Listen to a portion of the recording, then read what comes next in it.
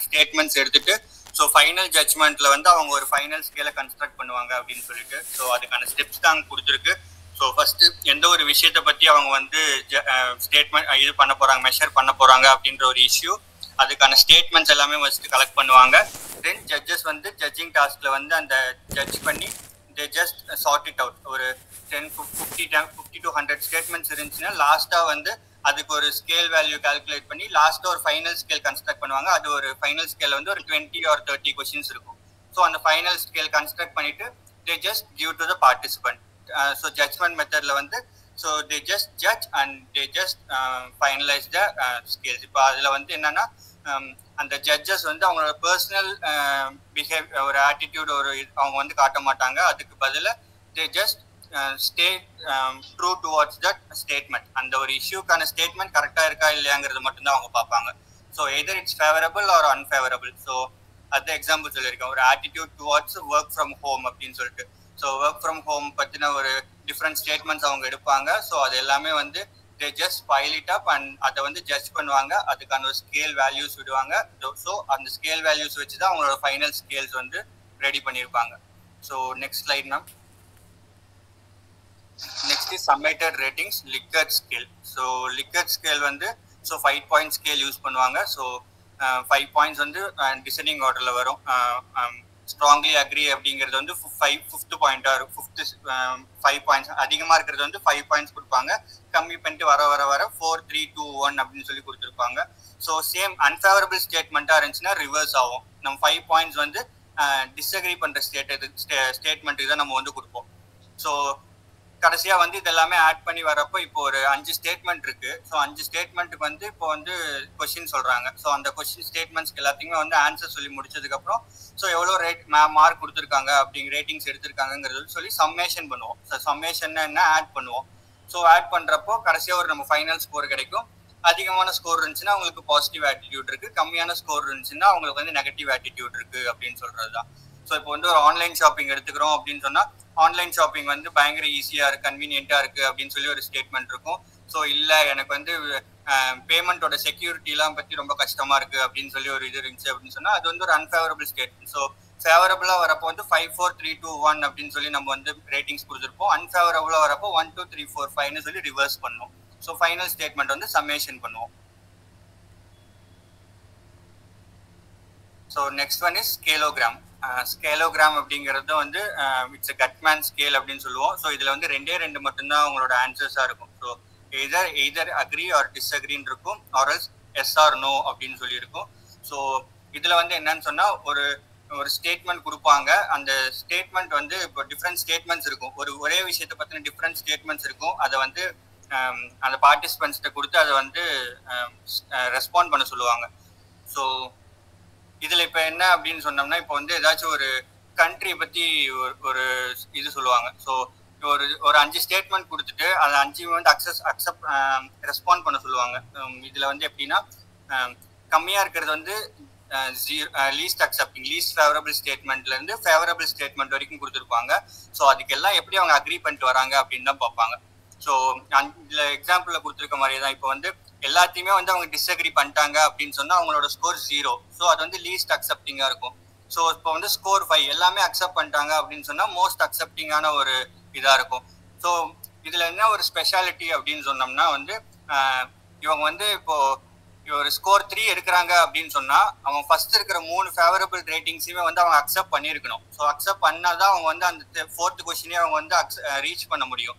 So 3 statement அவங்க வந்து agri பண்ணுவாங்க, லாஸ்ட் 2 ஸ்டேட்மெண்ட்ஸ் வந்து டிஸ்அக்ரி பண்ணுவாங்க. ஸோ அப்போ அவங்களோட ஸ்கேல் ஸ்கோர் வந்து 3 இருக்கும்.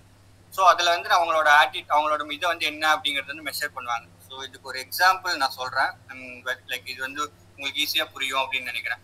ஸோ நான் ஒரு 5 ஸ்டேட்மெண்ட் சொல்கிறேன். ஸோ 5 ஸ்டேட்மெண்ட் அப்படின்னு சொல்கிறப்போ வந்து இப்போ வெளிநாட்டிலேருந்து ஒரு பொண்ணெல்லாம் வந்து நம்ம ஊரில் கல்யாணம் பண்ணுறாங்கல்ல. ஸோ இப்போ சைனாக்கார பொண்ணு வந்து நம்ம ஊரில் ஏதாச்சும் ஒரு டிஸ்ட்ரிக்ட்ல இருக்க ஒரு ஆள் வந்து மேரேஜ் பண்ணிட்டாரு அப்படின்னு சொல்லுவாங்க. ஸோ அந்த ஒரு பிஹேவியரை வச்சுட்டு நம்ம வந்து மெஷர் பண்ணி இன்னொருத்தட்ட வந்து ரெஸ்பாண்ட் பண்ணுறவங்ககிட்ட வந்து நம்ம கேட்போம்.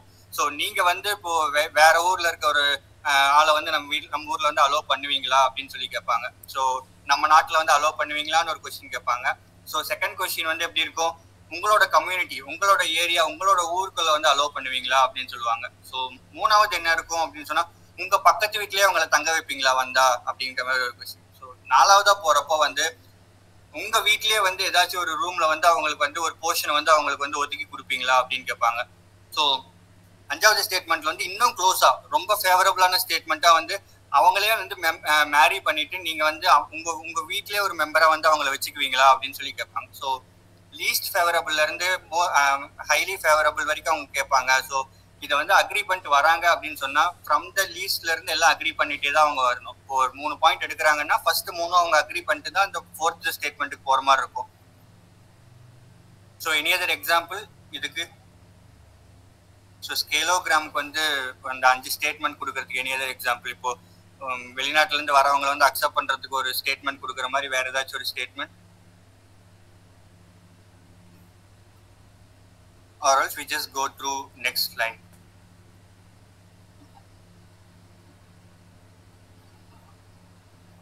Next rating method. ரேட்டிங் மெத்தட்ல என்ன இருக்கும் அப்படின்னு சொன்னா, ஆஸ் யூஷுவல் ரேட் பண்றது தான். ஒரு ஸ்டேட்மெண்ட் ஆர் கொஸ்டின்ஸ் வந்து அந்த ஆட்டிடியூட் ஆப்ஜெக்ட்டை பத்தி ப்ரெசென்ட் பண்ணுவாங்க. ஸோ ரேட்டிங்ஸ், இப்போ ரேட்டிங்ஸ்க்கு ஈஸியாக எக்ஸாம்பிள் சொல்லலாம். இப்போ வந்து ஹோட்டல் ரேட்டிங்ஸ்லாம் அப்படின்னு கொடுக்குறோம் அப்படின்னு சொன்னா அவங்களோட ஃபீட்பேக் எப்படி இருந்துச்சு அப்படின்னு சொல்லி ரேட் பண்ண சொல்லுவாங்க. ஸோ அவங்களோட கஸ்டமர் சர்வீஸ் எப்படி இருந்துச்சு அவங்களோட ரேட்டிங். ஸோ ஜஸ்ட் அப்படி கேட்டாங்கன்னா ஓகே இத்தனை பாயிண்ட் இத்தனை rating scale out of 6 or out of 10ல வந்து என்ன ரேட்டிங் கொடுப்பீங்க அப்படின்னு சொல்லி we just rate. So respondent வந்து அந்த அந்த அவங்களோட ஆட்டிடியூடை ரிஃப்ளெக்ட் பண்ற மாதிரி ஒரு பெஸ்ட் ரேட்டிங்கை வந்து அவங்களுக்கு சூஸ் பண்ணி கொடுப்பாங்க. ஸோ ஈவன் இப்போ ஏதாச்சும் ஒரு ட்ரெஸ் வந்து நம்ம ஆன்லைன்ல ஷாப்பிங் பண்றோம் அப்படின்னு சொன்னா அதோட குவாலிட்டி எப்படி இருந்துச்சு அப்படின்னு சொல்லி ரேட் பண்ணுங்க அப்படின்னு சொல்லி ரேட்டிங் மெத்தட் கொடுப்பாங்க. ஸோ நம்மள ரேட் பண்ண சொல்றது வந்து rating method. So next is unfolding technique. அன்ஃபோல்டிங் டெக்னிக்னா இட்ஸ் ரேங்கிங் ப்ராசஸ். ஒரு ஐடியல் பாயிண்ட் வர வரைக்கும் we just unfold the things. So அந்த மோஸ்ட் ப்ரிஃபர்டு பாயிண்ட் வர வரைக்கும் we just like we will be responding to the thing. So நமக்கு அந்த ஆப்ஜெக்ட் நமக்கு வந்து கொடுத்துட்டே இருப்பாங்க. So different objects and statements இருக்கும். அதில் வந்து அந்த மோஸ்ட் ப்ரிஃபர்டான ஒரு ஸ்டேட்மெண்ட் வந்து என்ன அப்படிங்கிறதுல வந்து அந்த ஸ்கேல வந்து நம்ம நிற்கிறது தான். ஸோ நம்மளோட ஆட்டிடியூடும் அதுல இருந்து ரிஃப்ளெக்ட் ஆகும். அந்த ஒரு பாயிண்ட்ல நிக்கிறப்ப how we are just புரியலையே சாரி. இல்ல நான் இப்ப சொல்றேன், எக்ஸாம்பிள் சொல்றேன். இப்ப பாருங்க, ஸோ இப்போ வந்து டீ இருக்கு கீழே. ஸோ டீல வந்து நம்ம டீ தூள் அந்த இது ஸ்ட்ராங் லைட் டீல இருந்து ஸ்ட்ராங் டீ வரைக்கும் நம்ம வந்து டிஃப்ரெண்டா வச்சிருக்கோம். ஸோ இப்போ இதுல 4 இருக்கு. ஸோ மேபி நம்ம 7 or 8 கூட வைக்கலாம். ஸோ நம்ம ஒவ்வொரு டீயா குடிச்சிட்டு வரப்போ நம்மளுக்கு எந்த டீ வந்து டேஸ்ட் டப்புன்னு உரைக்கும் அப்படின்னு சொல்லிட்டு அந்த மோஸ்ட் ப்ரிஃபர்டு பாயிண்ட் வந்து நம்ம வந்து செலக்ட் பண்றது. அப்போ நம்மளோட ஆட்டிடியூட் என்ன எப்படி இருக்கும் அந்த டீக்கு அப்படிங்கிறத வந்து நம்ம ஃபிகர் அவுட் பண்ணுவோம். ஸோ ஓகே, சிலருக்கு வந்து லைட் டீ வந்து ரொம்ப பிடிக்கும், அந்த டேஸ்ட் வந்து அவங்களுக்கு ரொம்ப பிடிச்சிருக்கும். ஆர்எல்ஸ் ரொம்ப ஸ்ட்ராங் டீயா இருந்துச்சுன்னா அவங்களுக்கு அந்த டேஸ்ட், அந்த டீ தூளோட ஒரு அந்த டேஸ்ட் கிடைக்கிறப்பதான் அவங்களுக்கு வந்து அந்த ஒரு பீக்கான ஒரு டேஸ்ட் இருக்கும். ஸோ அந்த மோஸ்ட் ப்ரிஃபர்டு பாயிண்ட் என்ன அப்படிங்கறத வந்து ஃபிகர் அவுட் பண்றதுக்கு தான் வந்து அன்ஃபோல்ட் பண்ணிட்டே வருவாங்க ஒவ்வொரு ரேட்டிங்ஸா. தேங்க்யூ. எனி அதர் எக்ஸாம்பிள் நீங்க சொல்லணும்னா கூட சொல்லலாம் Chitra ma'am, comparatively to this. என்ன நானே 9 மணிக்கு ஓடணும், நான் வெயிட் பண்ணிட்டே இருக்கேன் நீங்க முடிக்கிற வரைக்கும். சாரி. ஓகே, அப்ப எவ்வளவு சீக்கிரம் முடிச்சிடுறேன். ஸோ லேட்டன்ட் ஸ்ட்ரக்சர் அனாலிசிஸ்ல நான் முன்னாடியே சொன்ன மாதிரி தான். ஸோ அப்சர்வ்ட் வேரியபிள்ஸ் எல்லாம் அப்சர்வ்ட் வேரியபிள்ஸ் நடுவில் வந்து அந்த அன்அப்சர்வ்ட் வேரியபிள்ஸ் என்ன அப்படிங்கறத பார்ப்போம். ஸோ நம்ம முன்னாடியே சொன்ன மாதிரி தான். நான் எக்ஸாம்பிள் பழைய கிளாஸில் சொல்லியிருந்த ஒரு மூவி எடுத்துக்கிட்டோம்னா மூவியோட லேட்டன்ட் வேரியபிள்ஸ் எல்லாத்தையுமே வந்து நம்ம வந்து அனாலிசிஸ் பண்ணுவோம். ஸோ ஒரு படம் அப்படின்னா படத்தோட மியூசிக் எப்படி இருந்துச்சு, படத்தோட ஒரு ஆடியோ பிஜிஎம் எப்படி இருந்துச்சு, அவங்களோட ஆக்டிங் எப்படி இருந்துச்சு அப்படின்னு சொல்லி நம்ம ஒவ்வொன்றா அந்த வேரியபிள்ஸ் எல்லாத்தையுமே வந்து அனலைசிஸ் பண்றதா. ஒரே விஷயத்த மட்டும் இப்போ படம் எப்படி இருந்துச்சு ஒரு அது வந்து ரேட்டிங் ஆயிரும், ஆவரேஜா இல்லை வந்து ஓகே அபவ் ஆவரேஜா இல்லை சூப்பரா அப்படின்னு சொல்லிட்டு. ஸோ அதை வந்து நம்ம வேரியபிள்ஸ் வச்சு நம்ம அனலைசிஸ் பண்றதா. இதில் இப்போ குவாலிட்டி ஆஃப் ஃபுட் எப்படி இருந்துச்சு, சர்வீஸ் ஸ்பீட் எப்படி இருந்துச்சு, ஸோ ஸ்டாஃபோட ஃப்ரெண்ட்லினஸ் எப்படி இருந்துச்சு அப்படின்னு சொல்லிட்டு. ஸோ ஹோட்டலோட ஒரு டோட்டல் ஸ்ட்ரக்சரை வந்து அனாலிசிஸ் பண்றது தான் வந்து லேட்டன்ட் ஸ்ட்ரக்சர் அனாலிசிஸ் வரும். So next slide ma'am. So direct self report methods இருக்கு. ஸோ மெஷர்மெண்ட் டெக்னிக்ல so first one is Thurstone equal appearing intervals method.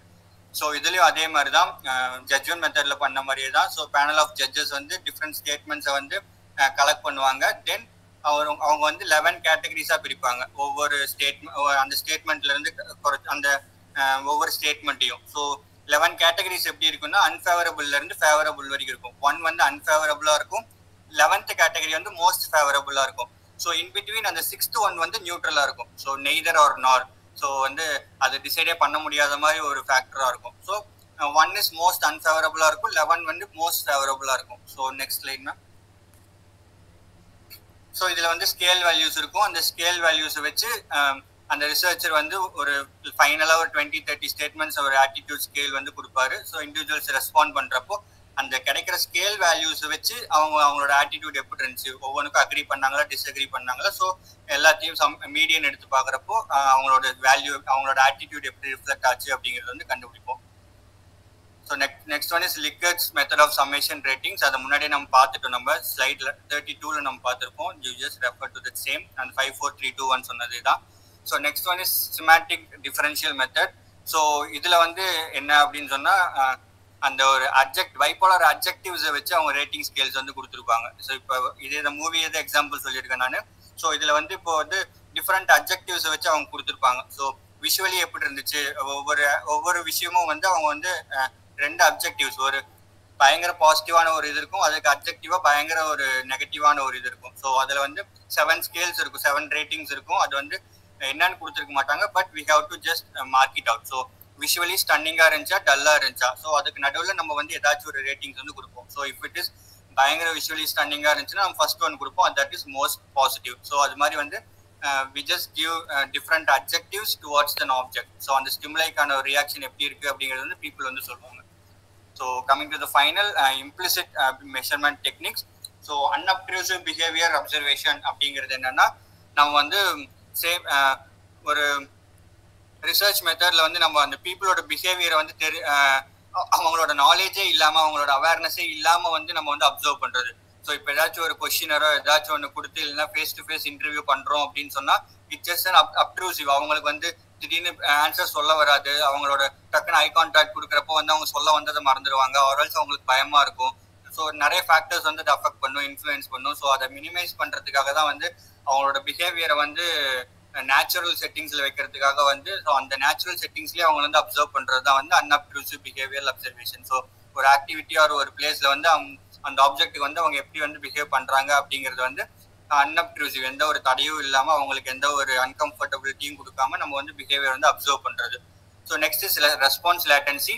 So இது வந்து ஒரு இண்டிவிஜுவல் வந்து அந்த ஸ்டிமுலஸ்க்கு ரியாக்ட் பண்ணுறதுக்கு எவ்வளோ டைம் எடுத்துக்கிறாரு அப்படிங்கிறது தான் வந்து அந்த ரெஸ்பான்ஸ் லேட்டன்சியில் சொல்லுவோம். ஸோ இப்போ ஏதாச்சும் ஒரு கொஸ்டினோ ஏதாச்சும் ஒரு ஸ்டேட்மெண்ட்டோ கேட்டிருப்போம், ஸோ அதுக்கு எவ்வளோ ரெடியாக வந்து அதுக்கு வந்து ஆன்சர் பண்ணுறதுக்கு அது அதோட ஆட்டிடியூட் வந்து எப்படி கொடுக்குறாரு அப்படிங்கிறது தான். இப்போ ஏதாச்சும் ஒரு கொஸ்டின் கேட்டோடனே டக்குன்னு இதுதான் அப்படின்னு ஆன்சர் சொல்றதும் ஒன்று இருக்குது. ஸோ அதுக்கப்புறமேட்டுக்கு ரெஸ்பான்ஸ் லேட்டன்சி அப்படிங்கிறது வந்து அந்த டைம் எடுத்துக்கிறது. ஒரு பிஹேவியர் வந்து சொல்லிட்டு எனக்கு இது பிடிக்கும் தான், பட் இருந்தாலும் அப்படின்னு சொல்லிட்டு டைம் எடுத்து அந்த இருந்தாலும் ஃபேக்டர் இருக்குல்ல, அந்த இருந்தாலும் எடுத்துக்கிற டைம் தான் வந்து ரெஸ்பான்ஸ் லேட்டன்சி. இருந்தாலும் எனக்கு அது பிடிக்கும் அது பிடிக்காது அப்படிங்கிறது வந்து இதுதான் எனக்கு பிடிக்கும் அப்படின்னு சொல்றது தான் வந்து response latency. So this is 5th lesson, so implicit measurement techniques. So hope you all understand 5th lesson with the slides so properly. So idhila edha doubt irundhuchnalu you can just ask me.